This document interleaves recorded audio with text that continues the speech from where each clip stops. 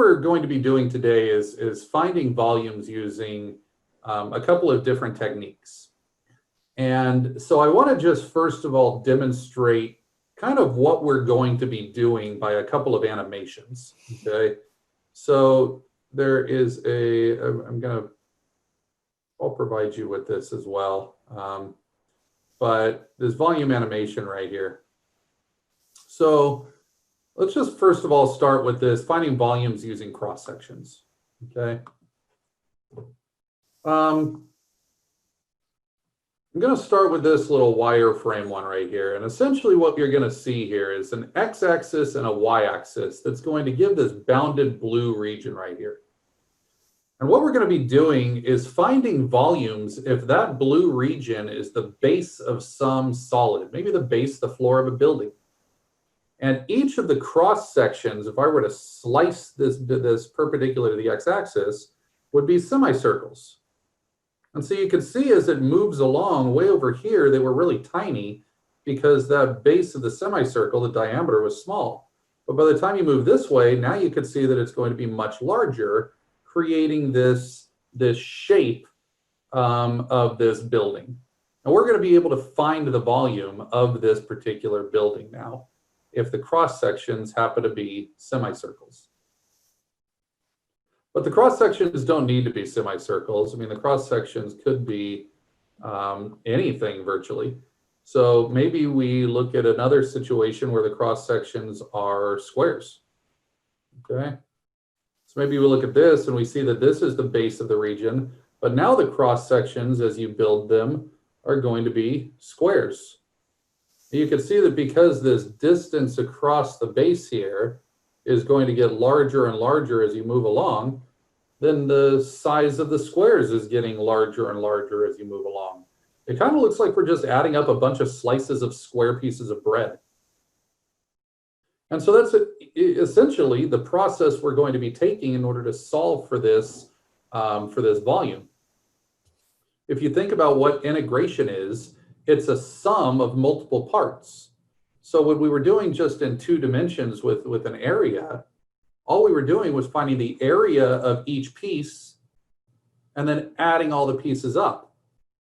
Well, now what we're going to be doing is finding the area of each piece here, this green, orange, blue, yellow piece, and then adding all of those up in order to get the whole volume.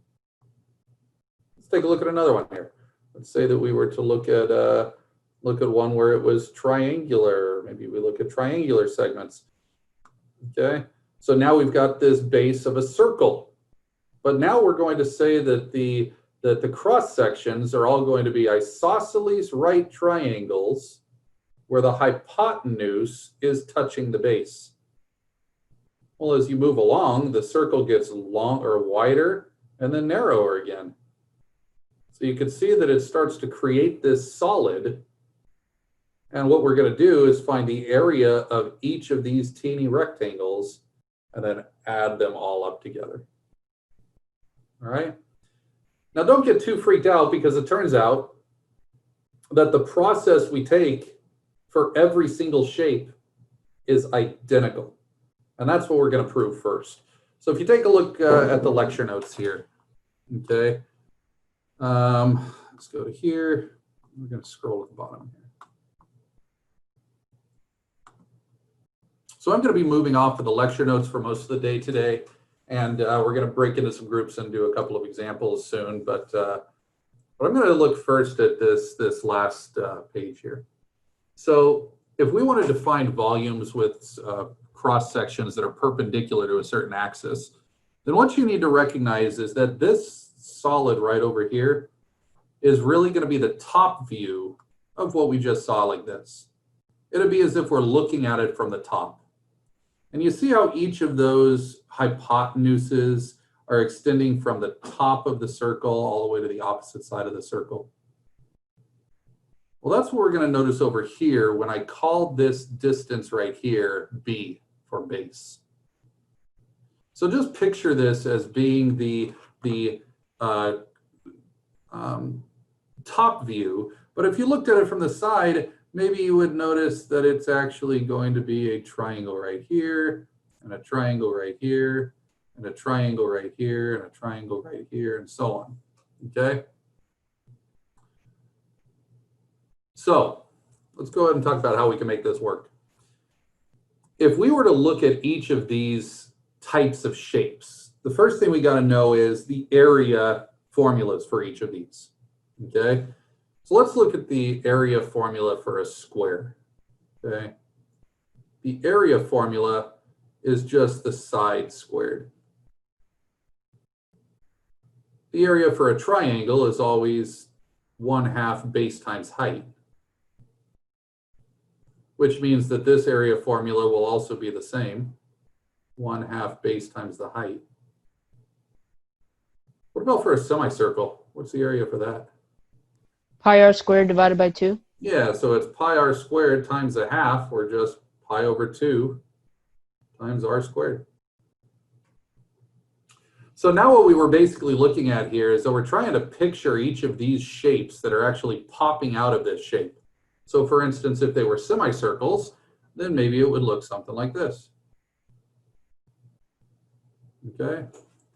Or if they were squares, maybe it'd look like this. Or if they were isosceles right triangles, maybe it looks like this. Right? So the point is that they're just going to be different shapes that are coming out of the page here. So all we're looking at here is this top view. So what we're going to do to find the volume is really quite simple. We're really going to just take the sum of the infinite amount of shapes. So if we go back here, as I mentioned before, notice that if I could just find the area of one of these shapes, then I'm going to take that same formula and just add the red plus the blue plus the yellow plus the green plus the blue plus the orange plus the purple plus the orange. Now, yeah, that could take a while, which is why we're not going to do that. That's why we're going to take the integral. So we're going to integrate the area, and the integral of the area is going to be the volume. Okay.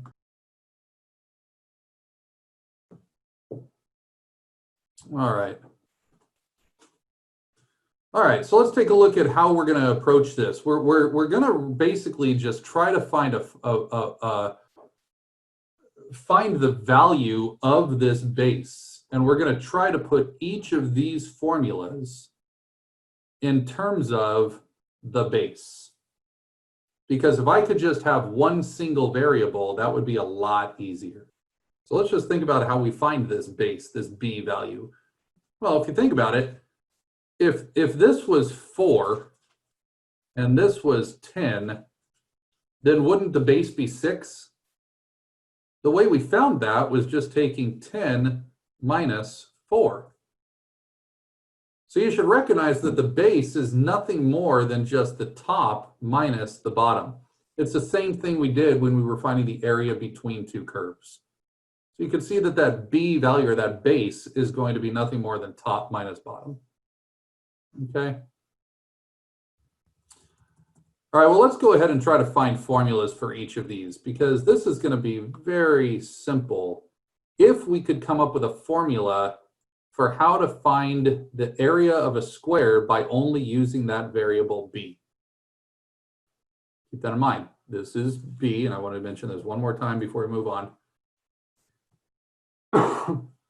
If I was trying to use perpendicular cross sections that were semicircles, then I need to find what the area formula is for that semicircle in terms of b.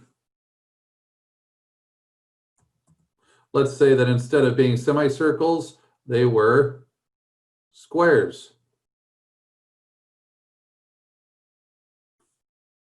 Well, now I'd be trying to find the area of that square in terms of b.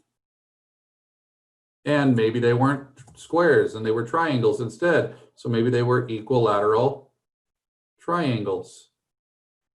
Then I'd be finding the area of that equilateral triangle in terms of b. And you're going to come up with a really intriguing result if you end up doing this correctly. Okay? So let's go ahead and on to here. Okay? So let's just first of all assume that the cross sections are squares, and these squares are popping out of the board, and this right here is the distance between top and bottom. All I need is an area formula that's going to allow me to integrate the area. But this is easy because the area of a square is just the base times the base. So the area of a square is b squared. So that means that if I wanted to find the area where the cross sections were, or the volume where the cross sections were squares, I would just be integrating b squared, or the base squared. That one's pretty uninteresting though. So let's go ahead and go on to semicircles instead. Okay. Semicircles are a little cooler because now we should realize that this is going to be the base extending from the top to the bottom. Okay. And we want to be able to find the area of this semicircle using B. But notice in this case that B is the diameter of this circle.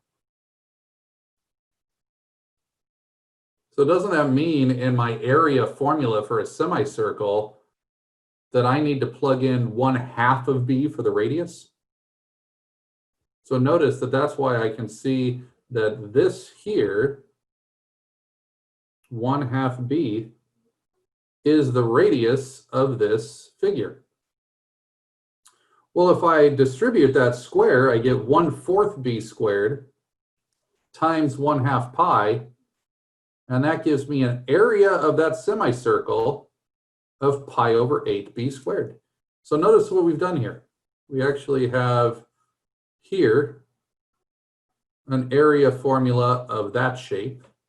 Now here we have an area formula for that shape, which is really the same as this area, except doesn't that mean that I'm going to be multiplying, if it was semicircles, by an extra factor of pi over 8? Notice that that's the only difference between the two so far. So now let's go on to equilateral triangles. We're just showing some of the more common types of cross-sectional areas. They could virtually be anything, but we're just finding a couple of these cross-sectional areas right here, okay? And so now let's look at an equilateral triangle. This one's pretty cool. Because if it was an equilateral triangle, let's go back to think about what that means, okay? First of all, this would be the base of the solid. This distance right here would be the B value that's extending from top to bottom. Okay? So we want to be able to find an area of this purely in terms of the base. Okay. Well, let's go ahead and do that. The area of an equilateral triangle is 1/2 base times height. And we already know that the base is B. So all that means is we've got to figure out what the height is in terms of B. So let's look at a couple of properties of equilateral triangles, right?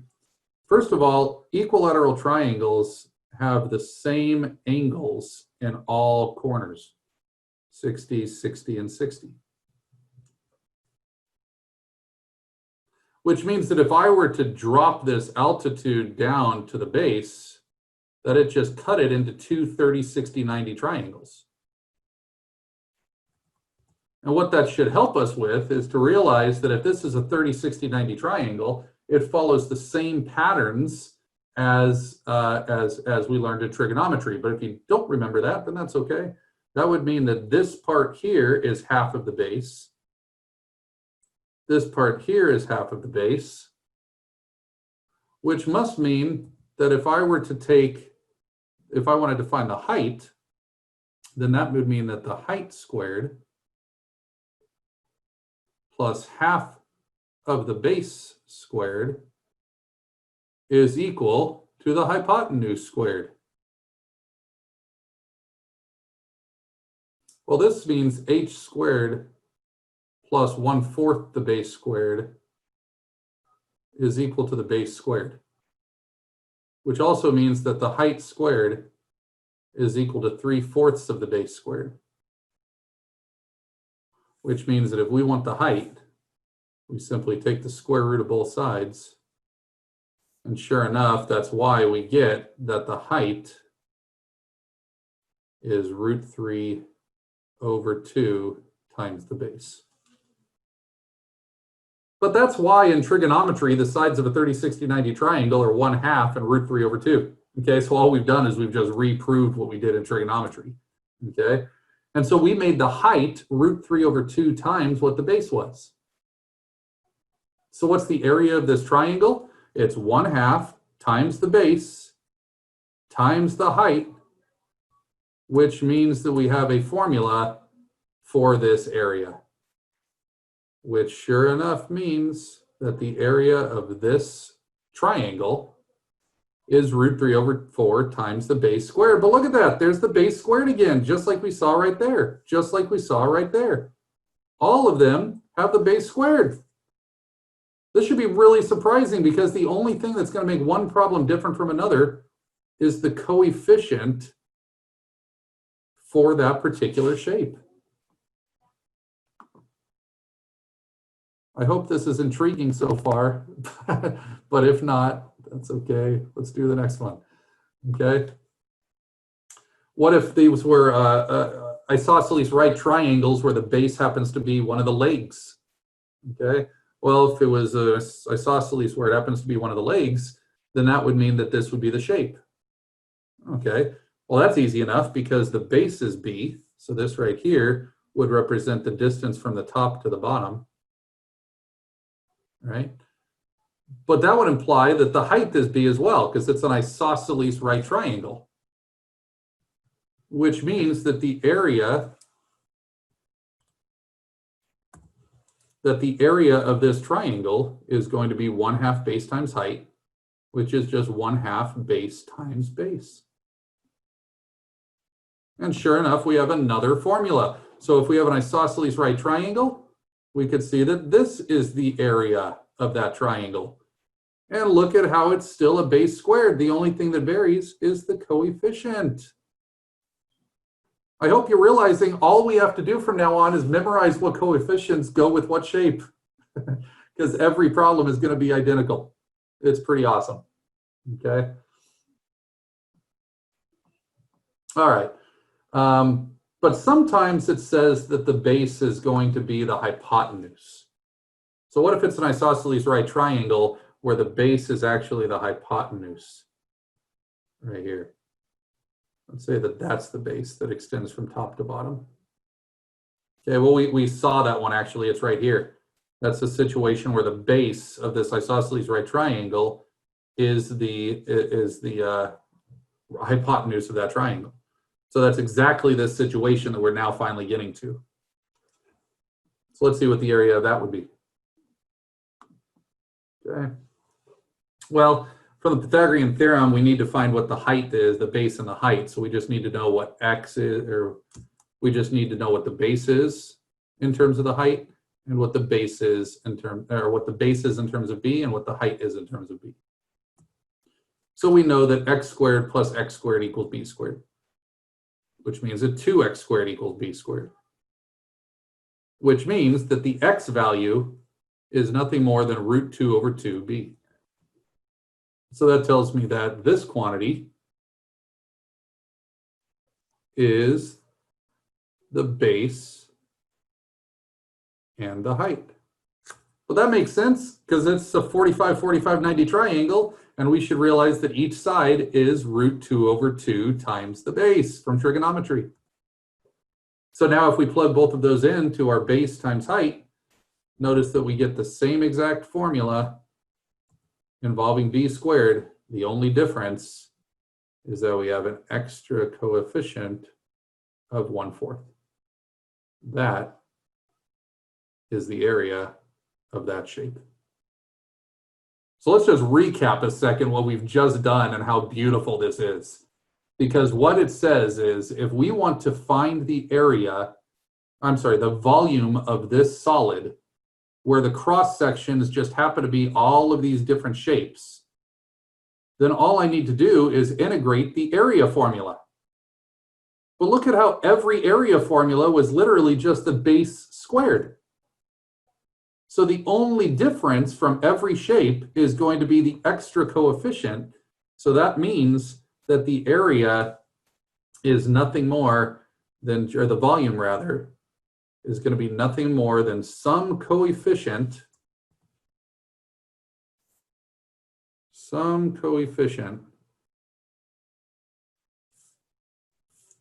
times the integral of the base squared, which in this case would be top minus bottom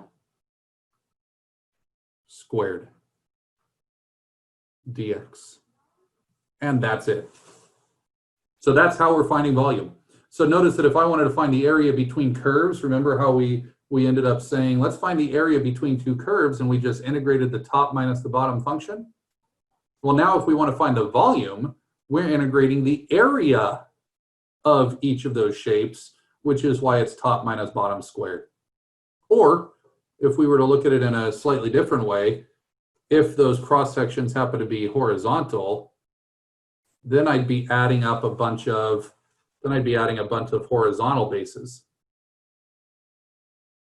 like maybe triangles going up this way. If I were to do that, then I would have to make sure that it's in terms of y. So that would mean that I would have another volume formula involving a right and a left function. Very similar to what we did before with area between curves.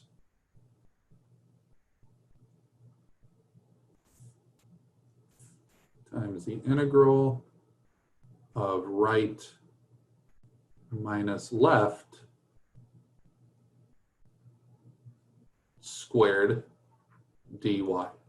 So all we're doing anytime you're dealing with areas of perpendicular cross sections perpendicular to the x-axis, just to make sure you're clear on what that means. If I say perpendicular to the x-axis, this is perpendicular to the x-axis, which means the cross sections look like that. But if it says that the cross sections are perpendicular to the y-axis, this is perpendicular to the y-axis, which means the cross sections look like this.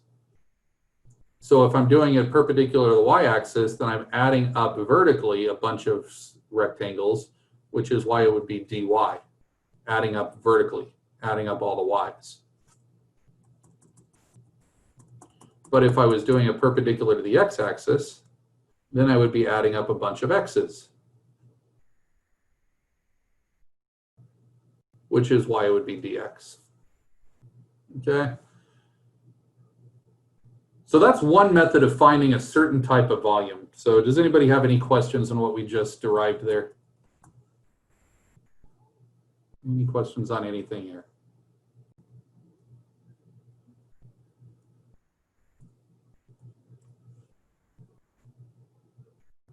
Right on. Well, the next thing that I wanted to do here is talk about this next idea, animations for using what we call the disk method. So the disk method is essentially just rotating around an axis. So now we're going to be looking at volume in a slightly different way. We're going to be rotating this. So let's just take a look at this function right here of x squared. And we'll do this a couple of times just to see what's actually happening here. So what we're basically going to do here is we're going to be taking a shape, and we're going to, if you can see me, I don't know if you're able to see me, but you're going to basically be taking this and rotating the shape around the x-axis. Or you're going to be taking some shape and rotating it around the x-axis. So when you actually do this, okay, then what's actually happening here is you're going to get this region like this that's going to be having these cross sections that are all circles. Okay. If you were to take a look at another one here, let's take a look at, say, a sine x function or a square root of x function. And I'll try to talk through it as we go. Here's a function, and if I were to pick these different regions and draw these rectangles like I did before, we're now going to be taking each of those rectangles and rotating them down and around this x-axis. And when I do that, it's just adding up a bunch of these teeny little disks. And it's doing that an infinite number of times, so that all I'm doing is adding up a bunch of areas of circles. So that's not too bad, because that's very similar to what we just talked about it before, to where we're just adding up a bunch of areas of a certain shape. So we're going to be adding up an area of this shape, plus an area of this, plus an area of this, area of this circle, and an area of this circle. And over and over and over, you're adding up these areas until you finally end up getting this full solid that's formed. You can see that this is giving us an approximation because they're approximating it with rectangles. But when you actually do this in terms of an integral, all we're going to do is get this solid that's going to be referred to as a paraboloid. Okay. So any questions just visually on what we're trying to do in this situation? Okay. Okay, well, let's take a look then back to the theory a little bit here. We're going to scroll up to the top of this one here. And now we're going to look at this disk method idea. Okay. So let's just say that you had this rectangle, and this rectangle is what we started with. Okay. This rectangle. If I were to take that rectangle and just rotate it down and around the x-axis in this direction right here, if we were to just take this and we were to rotate this down and around the x-axis, then notice what would be formed would be this disk that basically is rotating that red rectangle down and around until it finally makes its way all the way back and around to where it started. And so notice that this literally would just look like some sort of wheel or like a penny, a really, really, really thin penny. Okay? And so let's think about how we would find the area of that penny. Okay? Well, if I wanted to find the area of that penny, then wouldn't that just be essentially pi times the radius squared? Okay. Well, think about what the radius is, though. The radius is right here. The radius is the distance from wherever I'm pivoting, right? This right here, this x-axis is where my pivot point is, because this is just anchored right here on the x-axis, okay?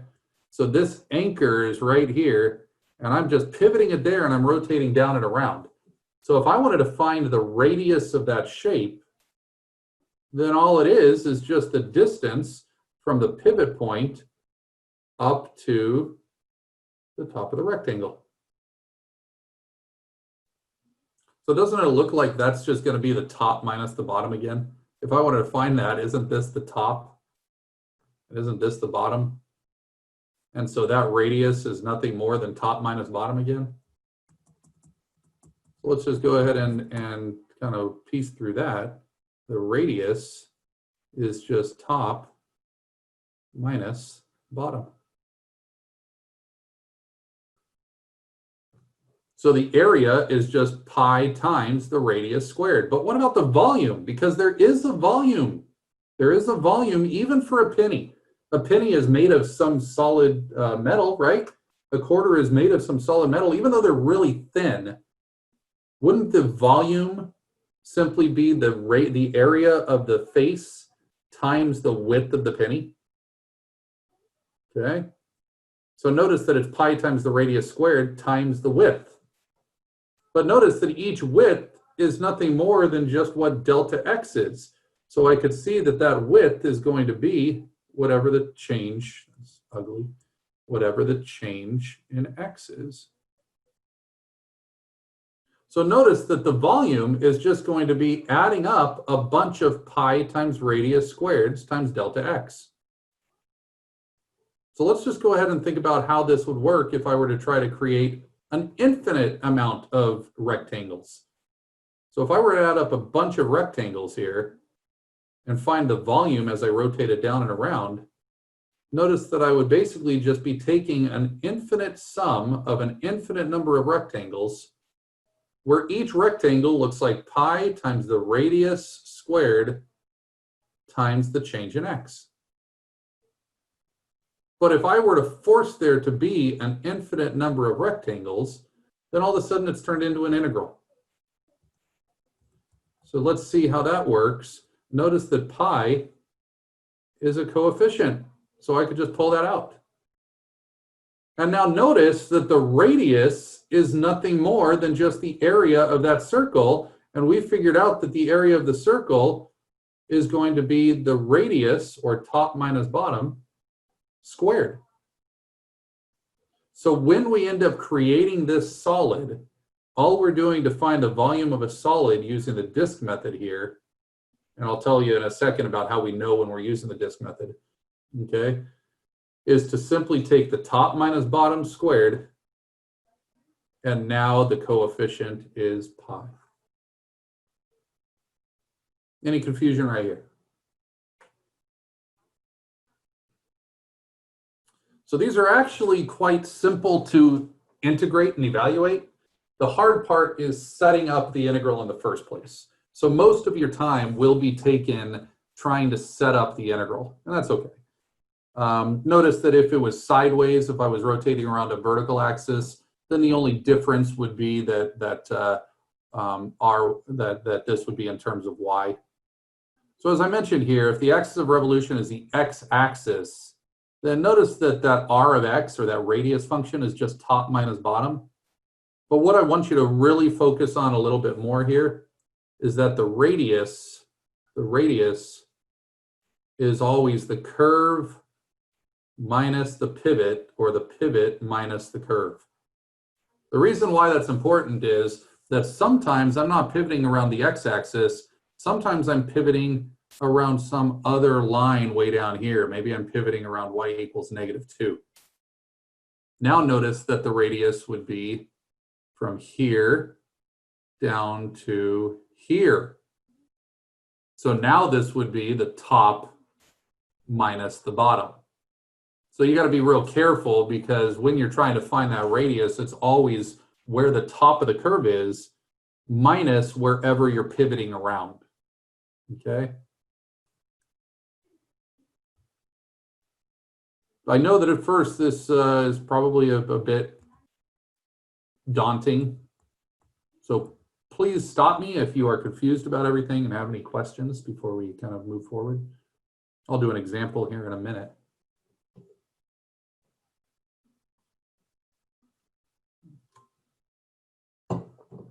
Maybe you're trying to think, man, what is my question even going to be? So if you have anything, then I'll give you a minute to think through that. Will there ever be a problem where we have to determine if the cross section is going to be horizontal or vertical, or No, will it'll it tell always you. tell us? No, it'll tell you. It'll say where the cross sections perpendicular to the y-axis are isosceles right triangles. Okay, so then you'd know that they would be horizontal cross sections, so everything would have to be in terms of y. Okay, or it'd say perpendicular to the x-axis, and so you'd know that it's vertical cross sections. All right. Well, let's go ahead and do an example then, and see what this would, or how this would look in practice. Okay, so first of all, let's say that she had said, find the volume of the solid formed by revolving the region bounded by. Now, this is a very typical type of setup. Find the volume of the solid formed by revolving the region bounded by the graph of, and then it starts to tell you the boundaries here. So this is why graphing is a really important component in this class. So first of all, it says that the boundaries are going to be the parabola, okay, 4 minus x squared. But 4 minus x squared is not just this right side over here. It's actually the entire parabola like this, right? Isn't this right here the whole 4 minus x squared? Okay. But then it says, wait a second, it also has to be bounded by the x-axis right here. So that means that I need to bound it by the x-axis. So now it looks like it's only the stuff above the x-axis. But then it says bounded by the lines x equals 0. Oh, wait, that's the y-axis. So now it looks like it's only in the first quadrant. And the line x equals 2. Oh, wait, that's where the x-intercept was. So that's why we can tell that the region it was referring to was this region just in the first quadrant. So that's how we first of all have to set up our problem, is to draw the appropriate boundary, or to draw the appropriate shape. Okay. All right, so you can see that that red piece right there is the solid that we're referring to. Okay. All right, well, now that we have that, it says that it wants to rotate about the x-axis. So now this is where I encourage you to physically list what the pivot line is and label it pivot line. Because sometimes that pivot line might be down here, as I mentioned. So in this case right here, you can see that the radius, as I start rotating, is going to extend from the curve down to the pivot. But if the pivot wasn't there, then it would have to extend all the way down to here. Okay, so that whole thing right there would be the radius in that instance. So you got to really pay attention to what it says that it's rotating around. Okay. All right, cool. Well, let's just take a look at this then. The radius then is going to be the top. But what is the top? The top is just 4 minus x squared. It's the curve. Minus the bottom. But what's the bottom? Well, the bottom in this case is just 0. So when I take top minus bottom over here, I have 4 minus x squared minus 0. I probably should have written that out in a little more detail, but notice that what this shows here is that the radius is going to be top minus bottom, which is 4 minus x squared minus 0. Which is why all we're doing here is taking pi times the radius squared. Pi r squared is the area of a circle. And that's it. Okay, so everybody cool with that? So this right here is our r value. And now notice what we did. We just expanded, we integrated, but then we had to apply the fundamental theorem. So how did we determine what these limits of integration were going to be? Well, we had to realize that it's from the left to the right. So we can see that the left side of this boundary is at x equals 0, and the right side of the boundary is way over here when x is equal to 2. So notice that that region is just going to be extending from 0 to 2. So that's why I have my limits of integration as 0 and 2.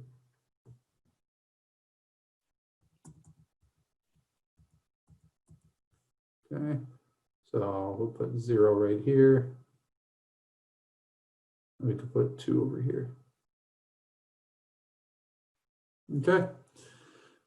All right. Well, when I apply the fundamental theorem right here, and then I simplify, and then I multiply it by pi, and I get my final answer. So really, you can see that this setup way up here was really most of the work.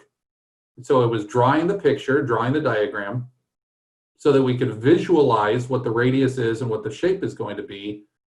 And then when we rotate, you could also see what I did in in blue right here, is that I recognize that if I'm rotating this down and around, that each point is going to be rotating down and around the x-axis, and then down and around again, forming all of these little discs until I finally get to the other side.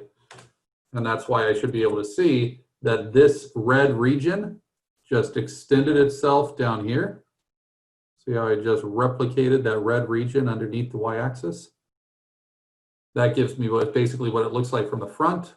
And then when I put my little circle on here, I can see that that's sure enough what it looks like as the disk. Okay, so when the test comes in a couple of weeks, or the following Monday, I think it is, I will expect that you draw your diagram, that you set up your integral, and that you find your volume. All right, cool. Any questions on the disk method? So we've got two methods now that are really similar to each other. It's just that the disk method is different in terms of visualization, because for the cross-sectional method, the region is the base of a building, while the cross sections are going to be basically rising up above the ground and creating this solid. So you can see that the integrand is going to be the top minus bottom squared. You know, the integrand is going to be the top minus bottom squared for each of these. But notice that the coefficient was what changed down here, right? Now we're looking at the disk method. Now we're realizing that each of the cross sections are circles. So the visual for it is different than the cross-sectional problem, because now we are taking this shape and rotating it. We're taking this shape here and rotating it down and around the x-axis. However, we're still using the same general formula. We're taking the top minus the bottom squared and just multiplying by an extra coefficient. Cool? All right. Here's what we are going to do at this point. This is an activity that you can also find on my website. So I've drawn this out, but this is essentially what we're going to be doing in a minute. I have not taught you the washer method yet, so don't worry about that, okay? But I want you to realize the difference between a disk and a washer method, okay? I'm going to show you this washer method real quickly, and I'm not going to go through the process yet. All I want you to realize is what's going to happen, or how is this washer method going to occur. So I'd first of all like you to remember what a washer actually is, okay? Okay. Here is a disk if we were to look at it from the side. A washer is going to look different. A washer will have this circle cut out of the inside. I'm sure if you've put anything together that you've used these washers to put over screws so that it doesn't go through the other side of the piece of furniture or something. So what we should realize here is that if I were to just take the area of a disk, just the outer disk here, the area would essentially just be pi times the big radius squared. So the area of that disk is pi times the radius squared, which is why the disk method is just pi times the radius squared. But the washer method is different. Because if I was doing the washer method, you should realize that what I'm doing is cutting out the hole right in the middle. So what that means is I actually have this small little radius right here, which is called a little r. So I'm going to have to subtract pi times the little radius squared. Make sense? And so this really is what we're looking at for the washer method, okay? Because if you take a look at this now I'm going to be taking that same region, this region, and I'm going to be rotating that all the way around here, this pivot line, which is right back here. So this pivot line right here is now, we're going to be rotating it around this pivot line. That was ugly.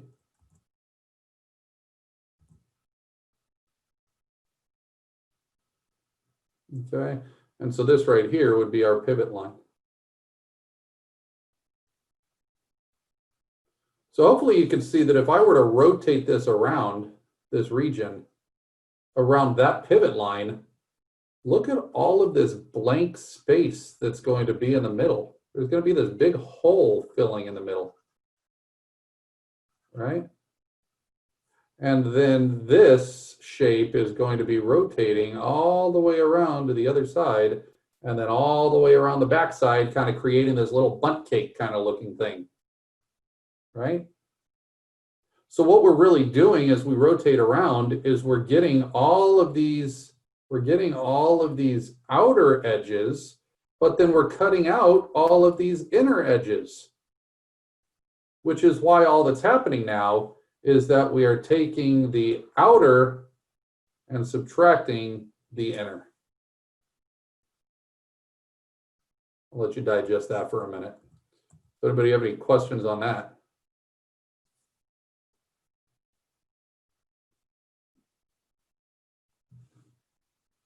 We don't have to consider the width? The width of each disk, you mean? Yeah. Well, no, you can see that the pivot, you can see that the big radius is just going to be from the pivot to the curve. And then the little radius is from the pivot to the inner edge of the curve. So whenever there's a gap between the pivot and where this region is, you know you're using the washer method. I'm going to say that again. If there's ever a gap between the pivot line and the region that you're rotating, then you're definitely using the washer method. Okay? As opposed to up here, notice that there was no gap. This was the pivot line, and the pivot line was directly adjacent to the curve. So when I rotated that, there wasn't going to be any gap, which is why I was using the disk method. Okay? Pretty good there? So is the disk method what you have in black, and the washer method what you have in red? Kind of. Say that one more time. I was just confused on the washer method, because I feel like the disk method is what you have in black, and then when you use the washer method, you have that little r. Oh yeah, so that's a good point. So I haven't actually gone over the example yet, so I'll explain kind of what's going on here real quick. So let's first of all just look at everything that I did in black over here.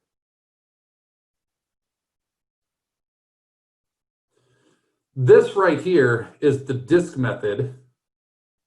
If I were to rotate this outer edge all the way around this pivot, if I were to rotate it all the way around this pivot, then this would give me this region all the way around to the opposite side, all the way back again. And what it would give me is the entire filled in solid.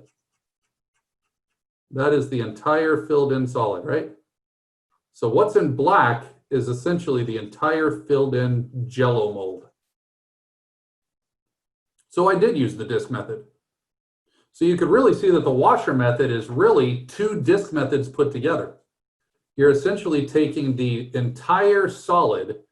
The problem is that when I only rotate this little region right here around this pivot line, there's going to be a gap.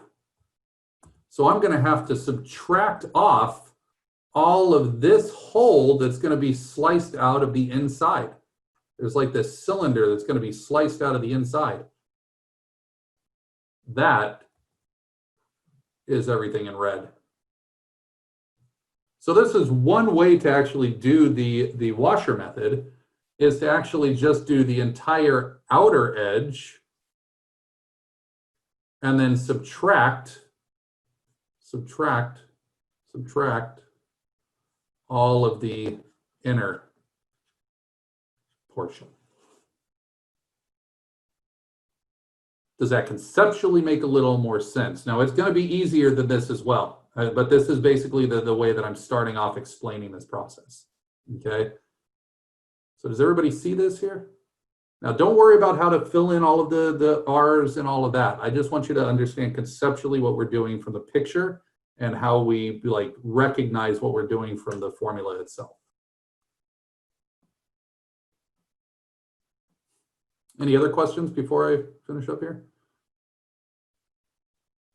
Jose, you're right. The washer method looks like you just add one extra step that has a little r, and that's because it is the same. So the reason is that basically you're just saying, let's take the entire big radius and subtract the area with the small radius.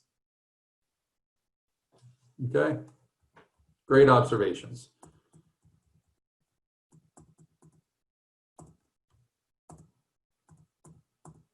Okay. Well, let's take a look at how we actually come up with the big radius, though. So remember that when you're looking at this, the radii are always going to be top minus bottom, but since I'm rotating horizontally, it's going to be right minus left. Okay, well, let's look at how y equals -2. That's the left, right? The left edge is y equals -2. This edge over here was y equals 4 minus x squared. So you would think, well, let's take 4 minus x squared and subtract -2. There's a slight problem, though, because if I'm going horizontally, remember, I need to be in terms of y. So this is a situation where I had to convert from x's into y's. So the first step here is not to write this function as 4 minus x squared, but instead to write this function as y, or as, I put x over here. That was totally my bad. That's an x. X equals -2. So what I need to do here is rewrite this as the right function of x equals square root of 4 minus y.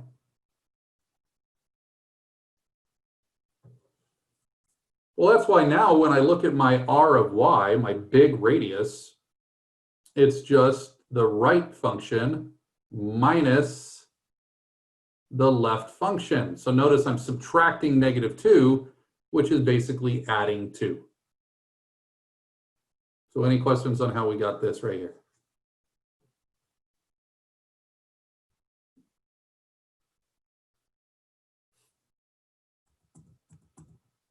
Okay, well, the little radius is actually a little bit easier because notice that now the little radius extends from the right to the left.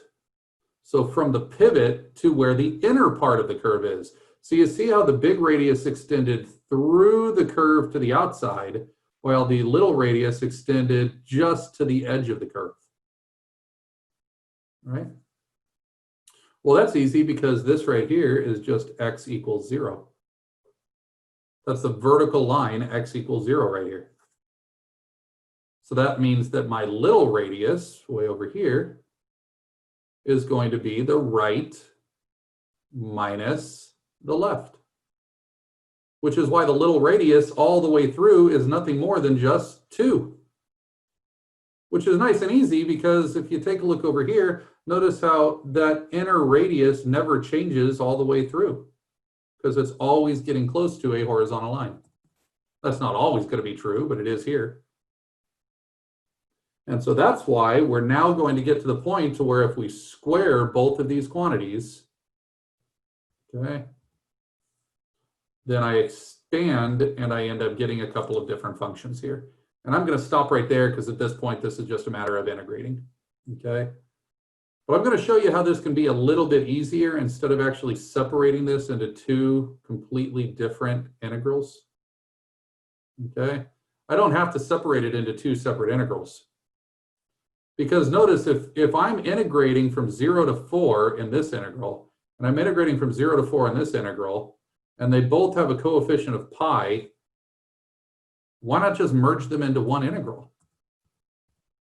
And that gives us the idea of the washer method.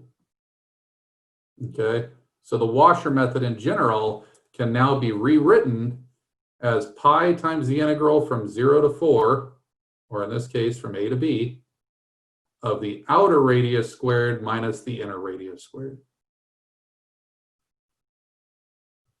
Which is why up here, that's why I can rewrite this as pi times the big radius squared minus the little radius squared. So you can see that when you're doing the washer method, all that's happening now is that the integral is going to be the big radius squared minus the small radius squared. So you could merge it into one whole function, simplify the integrand before integrating the function. All right? All right. So for the last 25 minutes or so, we're going to be doing an activity in our groups here. Okay. And that activity is going to be based off of this screen right here, but it's also going to be available. Okay. It's also going to be available if you go to my website. At the bottom of Thursday, where it has all the videos on the disk and washer methods, I've added a link right here to a PDF called the disk and washer activity. If you click on that, then it'll open up the actual activity here as well. Okay, so you can actually use it on your browser if you would rather. Okay, all right. So what I would like you to do in your groups for the first, I'm going to give you 3 minutes to work on this. Okay, you're going to be asked in all of these problems here to rotate a certain region around a certain line, and integrate or rotate a certain region around a certain line. And so the first thing I'm going to have you do is just tell me whether or not each of these will require me to use the disk method or the washer method. So I'll start you off here. Let's say that I wanted to rotate R1, which is right down here, around OA, which is right down here. The question is, would I use the disk method or the washer method? Somebody tell me. I think the washer method. Why the washer method? Does anybody think disk method? Why do you think? I think disk method.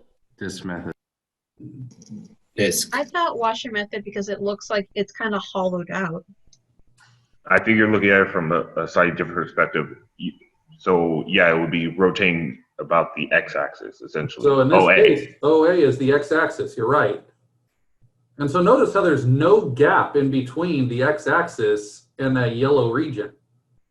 So when I rotate that down and around,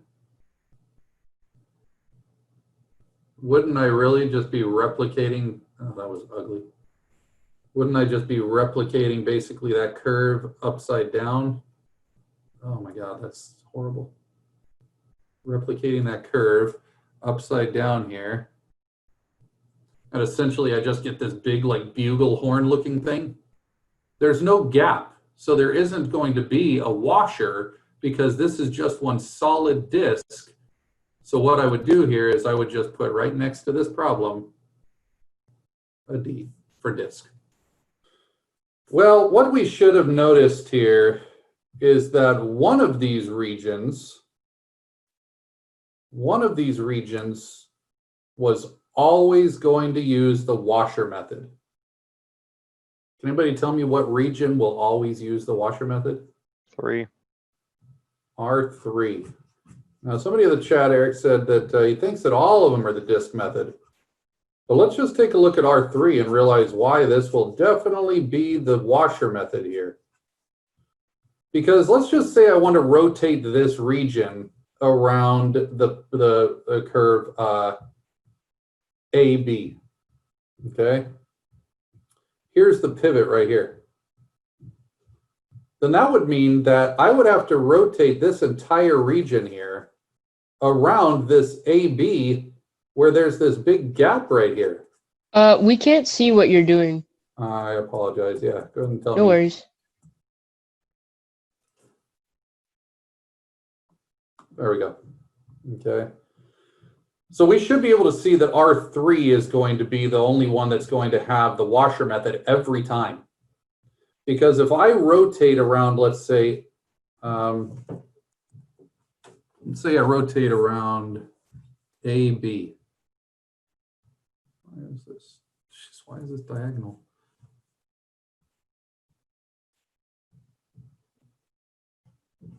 All right. Let's say I rotate it around AB. Notice that this will be the gap between. So if there's ever a gap, that's definitely the washer method. What if we were to rotate around OC? If I was rotating around OC, there would still be this gap as I pick that up and rotate it around. So everywhere I look for R3, there's going to be a gap. So let's just say I wanted to rotate R3 around AB. That would be, say, this one right down here. Okay. Then what I'd need to do is I'd have to set up what the big radius is. Well, here's the pivot right here. This is the pivot. If that's the pivot, then that would mean I'd have to take the outer edge of this region and extend it to the pivot line. That would be our big radius. But then what you'd have to do is you'd have to subtract the inner region, which would extend from the inner edge of that curve to the pivot line. That would be our little radius. So they're definitely not all disk method. Anytime there is a gap between your pivot and your region, there's going to be the washer method. So what you should have seen here is that what we've listed out in D's and W's are when you're going to have to use the disk method, which means you'll just have a single radius being squared, or the washer method where you will have a radius squared minus another radius squared. So let's look at why the ones notated with a D are disk methods. Okay. Let's take a look at this one right here, R1 about OA. I'm rotating R1 around this line right here. Okay. There is no gap between the region and the pivot, so that's definitely a disk method. Let's talk about R1 around AB right here. R1 around AB, you're now going to notice that there is a pivot line right here. But notice there's no gap between R1 and that pivot line. Definitely a disk method. Okay, look at down here, R2 about OC. R2 about OC, well, OC is right here. That's the pivot line. But look at how R2 is this region. And there is no gap between that region and the pivot line. So when I rotate that, there's no gap. That's definitely a disk method. And lastly, R2 about BC. Well, it's the same region, but now look at how this is the pivot line. If this is our pivot line, and this right here is our region, then there's no gap. That's why there's definitely the disk method as well. So now what I'd like you to do is I'm going to give you 2 minutes, and right when that pops up on your screen, I'd appreciate it if you this time. In general, I would give you an extra minute, but this time just please click right back into the breakout room just so we can have time to actually fill these in. So I'm going to give you 2 minutes, and once that screen pops up, then come back to the breakout room this time. Okay. So here's what we're going to do. Now I'd like you to recognize whether or not each of these are going to be dx or dy. So I'm going to show you this first one here. Let's just say R1 about OA. Okay. Well, if you do R1 around OA, this is the pivot line right here. And so I'd be extending vertically from the pivot line up to the curve. So each of those would be vertical cross sections. So I would be adding up a bunch of vertical cross sections here. So would this be dx or would this be dy? dx. It would be dx. I would be adding from the lowest x to the highest x. So that would mean,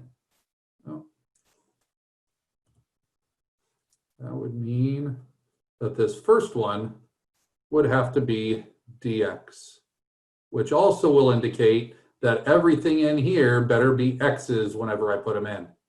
If it was dy, then I would have to make sure that all of my integrand has y's. So did anybody notice any patterns between the dx's and the dy's when we were using dx and when we were using dy? Is it dy if you're using the washer method? Not quite, not always. Sometimes when I use the disk method, I'm still doing dy. DYs were when it was AB or OC, And the x's was when it was OA or CB. Very good, Dylan. What we should be recognizing is it's all based on where the pivot is. So if they're vertical cross sections, zeros, OC or AB, we know that it's going to be in terms of Y, because each of these cross sections is extending from the pivot horizontally to the curve, which means that I'd be adding up a bunch of vertical cross sections or a bunch of horizontal cross sections from the bottom to the top, which would be changing in terms of Y. So that's why you could see that anything that involves OC or AB, OC or AB, OC or AB, those are always the dy's.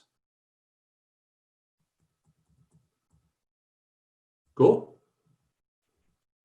But then if we notice that you're rotating around horizontal axes, now notice why all of those are definitely dx. They're dx because you're extending, let's say, from a horizontal pivot vertically to the curve. So when you rotate that down and around, okay, notice that, oh shoot, you're going to be accessing, notice you're going to be adding up a bunch of these individual vertical cross sections from x equals A over here all the way to x equals B over here.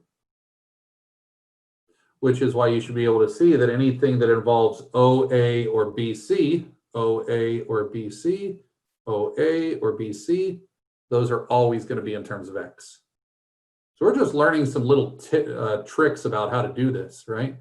So what I'm going to ask you guys to do is I'm just going to map out a couple of these that I want you to do just for the last few minutes. I would now like you to fill in the integrands of a few of these, okay? And we'll see who's right. So I would like you to do, let's see, let's do R1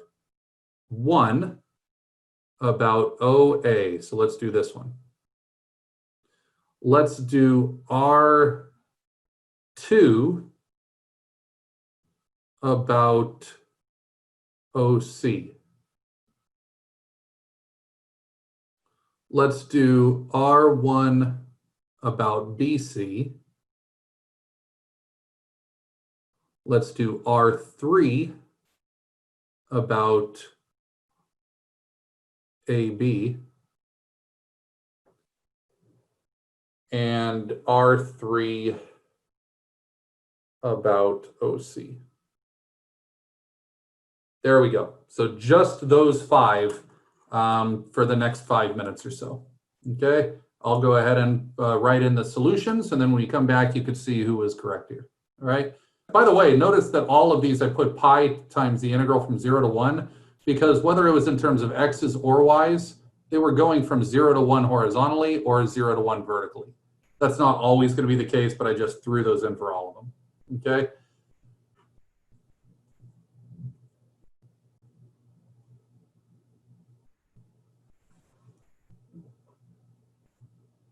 Compare your answers, take a picture of this. This will be available on the notes just so you can verify why. But I'm going to go through the process because it's not always very obvious just by looking at it. I'm going to show you the easy way to figure all of these out. I'm going to start off with R1 about BC. Let's do this one. First thing I would do is I would indicate what R1 is. I would then look at where the pivot is. And because I know that I'm going to be rotating around a horizontal axis here, then I know that it's going to be dy. So look at how this washer method, that purple region, is going to be rotating. So I've got to extend a line from my pivot to the outer edge of my shape. And let's look at how that is my big radius, which is why I simply did top minus bottom squared. 1 minus 0 squared. But now I need the little radius squared, so I'm going to go from my pivot to the inner edge of that region. That's going to be my little r. So now I need to find that radius. But again, it's just top, which is 1, minus bottom, which is x cubed. 1 minus x cubed. It's always just top minus bottom.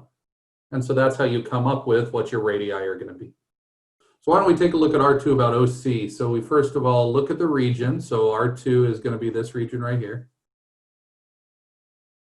And we're rotating around OC.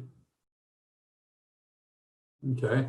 So the first thing we're going to do is we're going to take a radius here. Well, this is the disk method, so I'm going to be extending from the pivot through the curve, or through the region to the outer edge of the curve. So notice that it's just going to be my right minus my left. So I'm going to be having my function, which is y squared, minus my pivot, which is 0. So that's why my curve, or my radius, is going to be y squared minus 0 squared. So it turns out that anytime you're rotating around an x-axis or a y-axis, you don't really have to write the minus 0. It just helps to get in the habit of doing so, because if you don't, then you forget when you need to. So so that's kind of helpful there. Okay. Let's do this one down here. If you take a look at I'll just take a look at this last one here, R3 about OA about AB. Okay. So let's just look at that one. So R3 is this middle region. Okay. And I'm rotating around AB, which is going to be this edge right over here. Okay. Well, let's think about this. I need to, again, extend from the pivot to the outer edge. Well, the outer edge is going to extend all the way to the red line right here. So that's going to be my big radius. So how do I find that big radius?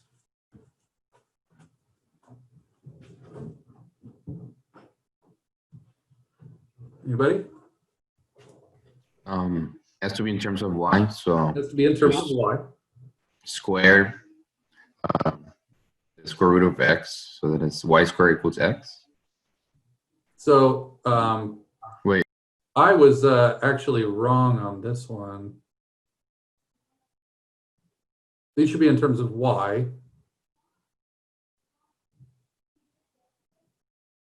Yeah, so that's right. So it has to be in terms of y. So in order to do this, we always simply take my right minus my left. Right? So we always do right minus left. Well, let's look at what these are. If we look at the right function, we get x equals 1. If we look at the left function, we get x equals y squared. So all we're doing is subtracting 1 minus y squared, which gives me a function of y, 1 minus y squared. So that's that. But then we've got to go from the pivot to the inner edge of the curve, which is going to subtract off the whole. Well, again, we're going to have x equals 1 right here. And then we have x equals the cubed root of y over here, which is why we're going to have 1 minus the cubed root of y as our little radius. So that's why you could hopefully see that the only way, and this is me too, I mean, I've been doing this for years, and I can still only tell what to do when I draw my representative rectangles here, when I just draw my little and big r's. And then I could see a lot better what's going to happen in order to fill those in.